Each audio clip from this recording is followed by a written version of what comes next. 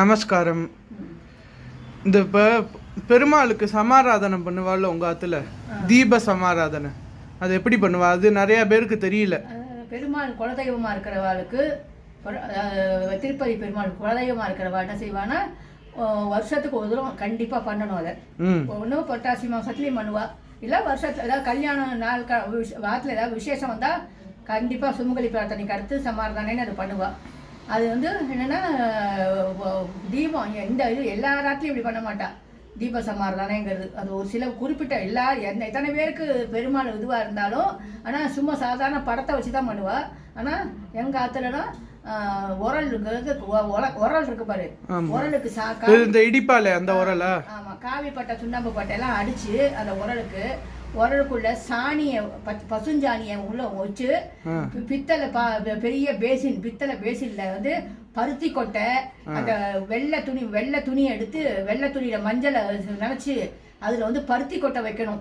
மாட்டுக்கு வைப்பா பாரு பருத்தி கொட்டை, அதை நிறைய அதுக்குள்ள வச்சு இதெல்லாம் வச்சு அந்த துணியை நல்லா நெய்யில முக்கி அந்த சாணி வச்சிருக்கோம் பாரு, மஞ்சள் சாணியை வச்சு சாணி மேலதான் அந்த பேசி ஏதோ பித்தளை பாத்திரம் வைக்கணும்.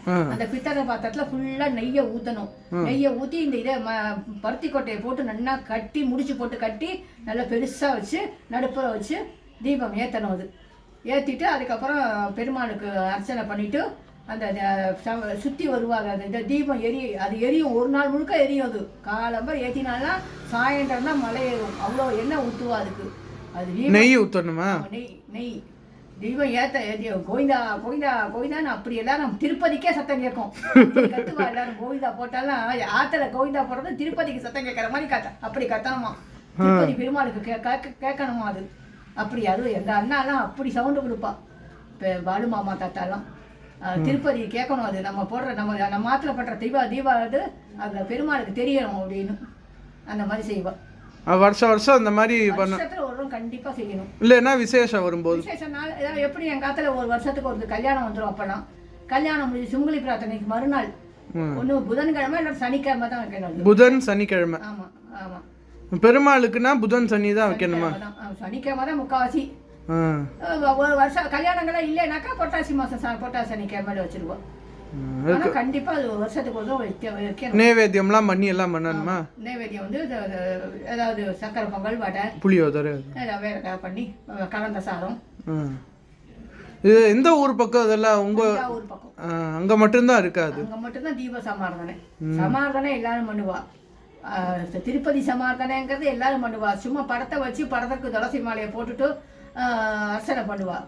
ஆனா இது நாங்க உரல் வச்சு தீபம் ஏற்றி உரலுக்கு அந்த துளசி மாலையெல்லாம் போட்டு அது பண்ற உரல் மேல அந்த பெருமாள் படத்தை வைப்போம்.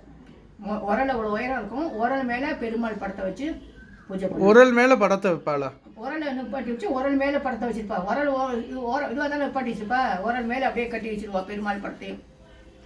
அந்த தீபத்தை எங்க வைப்பா? தீபத்தை உரல் மேல வைக்கணுமா? அந்த தீபம் ஒரு நாள் முழுக்க எரியும். சாயந்தரம் ராத்திரி ஆயிடும். அது மலை ஏறும் போது பாத்தீங்கன்னா அப்படியே எரிஞ்ச எண்ணெய் குறைய குறைய குறைய கடைசியில அது குறையும் போது பெருசா சவுண்டு கொடுக்கணும். தீபம் அணையும் போது கோவிந்தா கோவிந்தா கொஞ்சம் நெல்லு பொறி இருக்கு பாரு. நெல்லு அவள் பொறி இல்ல, நெல்லு பொறி. அதை வச்சு நைவேத்தியம் பண்ணணும். அது அணைஞ்சதுக்கு அப்புறம் அதை வச்சு அப்புறம் அந்த பாத்திரத்துல இருக்கிறதுல என்ன செய்வா? வச்சு எல்லாரும் நெத்திக்குவோம். அந்த நெல்லு பொறி வச்சு நைவேத்தியம் பண்ணணும். இது முடிஞ்சவனும் அது தீபம் அணைஞ்சதுக்கு அப்புறம் நெல்லு வச்சு. இதுக்குன்னே ஒரு உரல்லாம் வச்சிருப்பாங்களா? எல்லா இடத்துலயும் உரல் உண்டு.